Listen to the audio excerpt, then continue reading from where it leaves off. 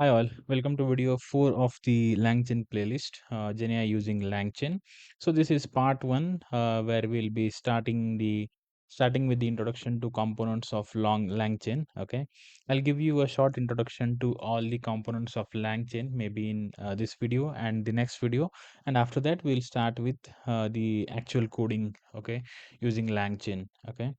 So without wasting time, let's start with the actual components of LangChain. So there are actually 6 components of LangChain. Okay, let me write those here.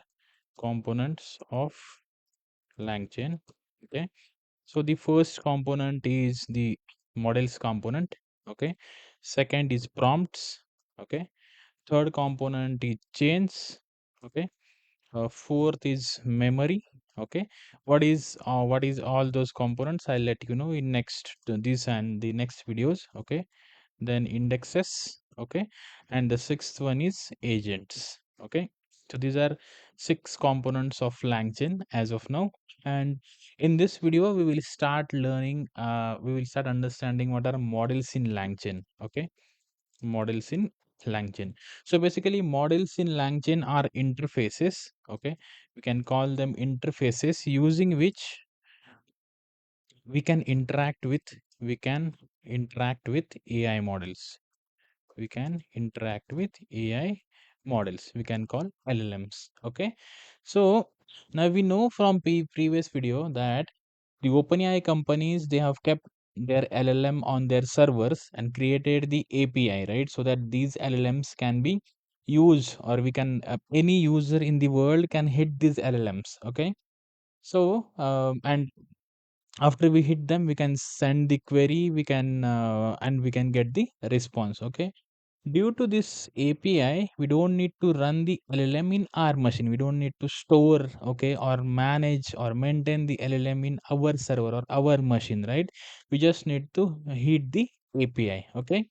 Now, um, let's say we have everything ready, right?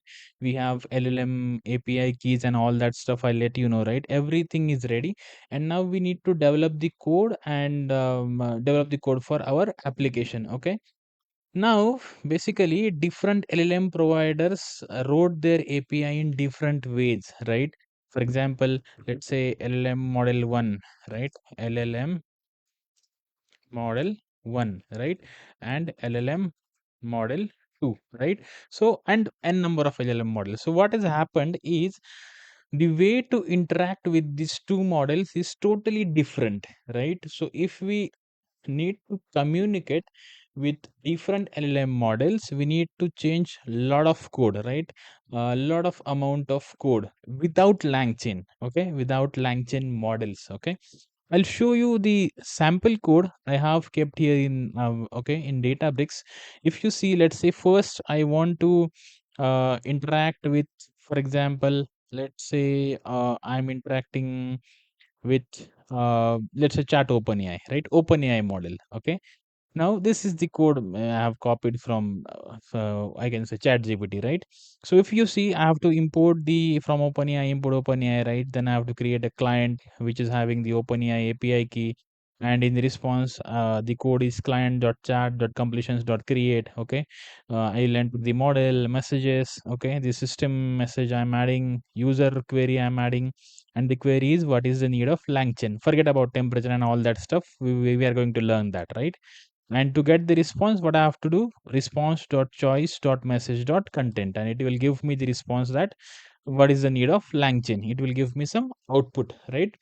So without LangChain, this is the code we are writing to interact with the OpenAI model. Okay, now let's say I want to interact with anthropic model, right? Tomorrow, let's say I get a better response from anthropic model, right? So instead of OpenAI, if I want to hit the anthropic API, what I need to do, let's say import anthropic, right? So first line of code got changed. Okay, client anthropic. Second line of code got changed, right?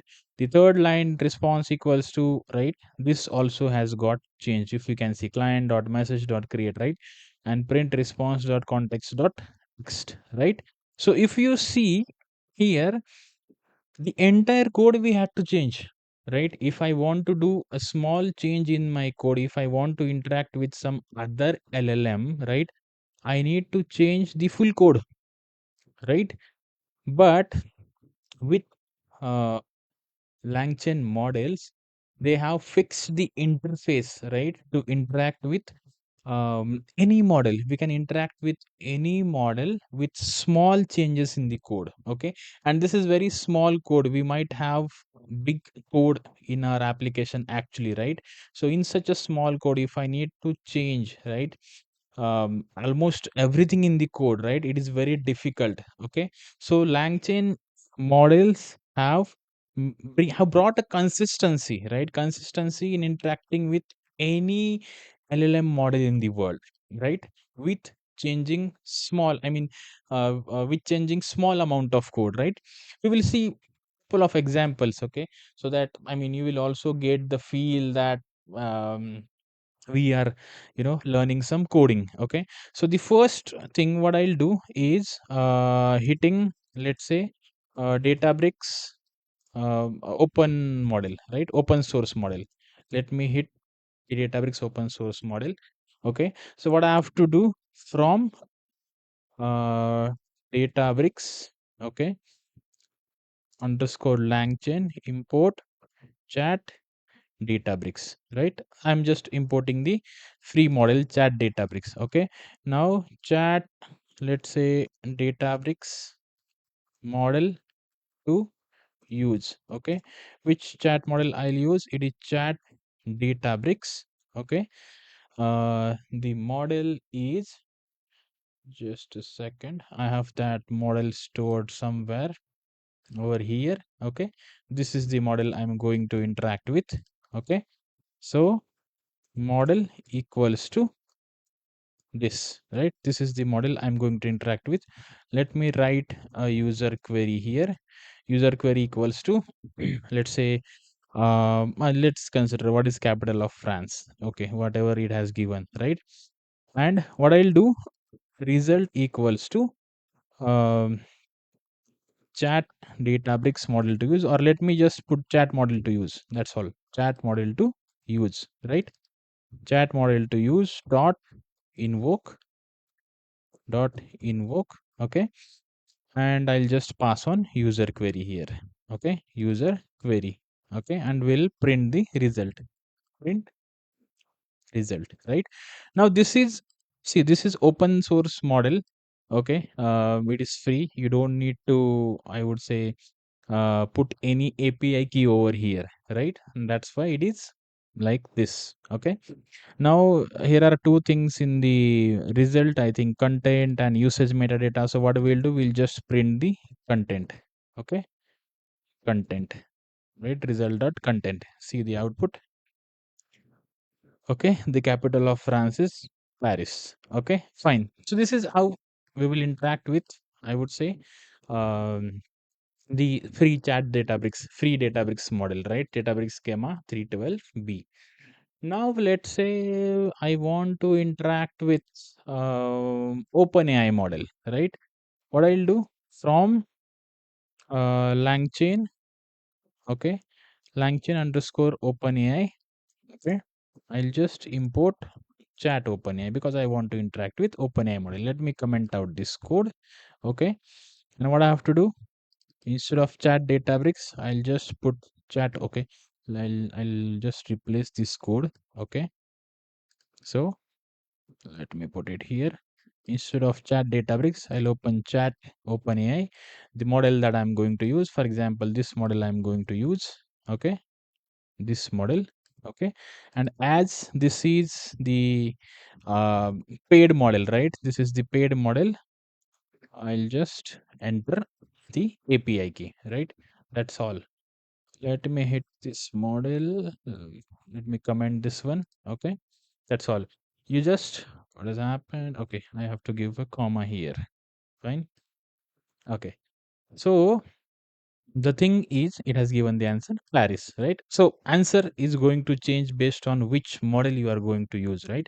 what is your requirement. If you want the answer in single word, right, you will be kind of using this, let's say, paid model. If you have that money, you will use the paid model, otherwise you will use the free Databricks model, right? So if you see, we have just imported the model I want to use, just specified here in chat model to use. The remaining code is going to same, this invoke, this content, right? So if you can see, the model component of langchain has brought consistency, right? You just enter which model you want to use, import that, specify the model you want to use, and that's all, right? Your entire code below, whatever you are going to write, is going to remain the same, right? Let me do one thing. Let me give this code to you here in the notes. Okay, just a second. Let me just remove this so that you also can try from yourself. I think once we run, it is a different satisfaction, right? So yeah. Okay. So the I mean, conclusion is, this is how the model component of langchain have brought consistency, right? You hit any model with what we have done, we have just changed two lines of code, right? I have just changed which model I want to use, right? Otherwise, without langchain, you have seen, I have to change the way I'm writing my prompt, right? The way I'm fetching the output, right? Here it's not the thing, you have this prompt, right? And you just have to invoke, going to remain the same, print result dot content, that's all. You have just changed the model that you are going to use, right?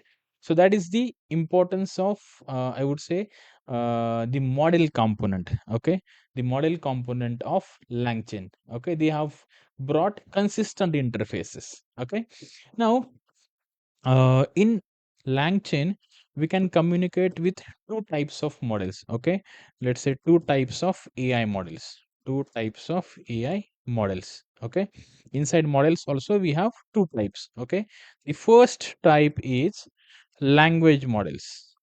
Language models, right? Now, what are language models? These are basically LLMs, right? Here we generally give text as input, and those models will answer it back as text as output. Okay, so text as input and text as output, like the way we have done in our code. We have given text as input and we have got text as output, right? So these are language models, we call it chat models also, right? These are useful in preparing, let's say, chatbot, right? And AI agents maybe, right? We can prepare AI agents and chatbot using these models. Now, the second type of model we can interact, okay, are embedding models. Okay, embedding models. Now, what is different in case of these models? It is that, um, here we give text as input. Here we give text as input, and we get and we get vector embeddings of that text. Vector embeddings of that text as output. If you remember in last video, I told you, we were discussing one use case from PySpark notes, right? Um, we were doing a search using semantic search. Okay, and in semantic search, what we do is we prepare the embeddings of the document. For example, this PySpark series document. Okay, we prepared the embeddings. So how we preparing that embedding? That embedding, for that embedding, we are using embedding models, right? And again, I think we were doing the embedding, we were sending the embedding of user query also, vector embedding, right? So these are embedding models which are mostly used in semantic search, right? Used in semantic search while working on RAG applications, maybe, right? While working on RAG applications, right? So these are two types of models we can interact with. Okay, in langchain. Okay, now if you want to see models in langchain, what models are available, right? You can go to langchain documentation over here. Okay, so you can see n number of models are available. Okay, OpenAI, okay, Google Gemini, okay. So n number of models are available. Let me search for, I think, just a second, integrations, okay. And if I go here, see chat models, whatever chat models are available, entire list is given here. Chat OpenAI, Chat Anthropic, right? Azure Chat OpenAI. Okay. If you want to see embedding models, what are embedding models available? Okay. So entire list, whatever LangChain is supporting is presented here. OpenAI embedding, Azure OpenAI embedding, right? Google Generative AI embedding. Okay, which is the Google Gemini part, right? So we can use the language model, okay, or embedding model based on our requirement. Okay, so there are n number of chat models available here. We can call it language models, right? They're available here. We use it based on the costing, right? Based on the requirement. Okay, if you go to Chat OpenAI, the all the details about Chat OpenAI are given here. Costing and all that stuff would be present here. You can explore the documentation, right? But this is how I mean, if you want to explore the models, right, what model to use, you can go to this langchain documentation and everything is present here. If you can see chat models, then text filters, I think we just learned in last video, right? We have to split the text, let's say based on each video, right? So what are text splitters available? Okay, vector stores, document loaders. So all that stuff we are going to learn in our upcoming videos, right? Everything over here is we are going to understand, right? But in this video, I wanted to start with the components of LangChain, and we have seen about what are models in LangChain. We have seen models are the components which are making the interfaces to interact with any LLM model consistent, right?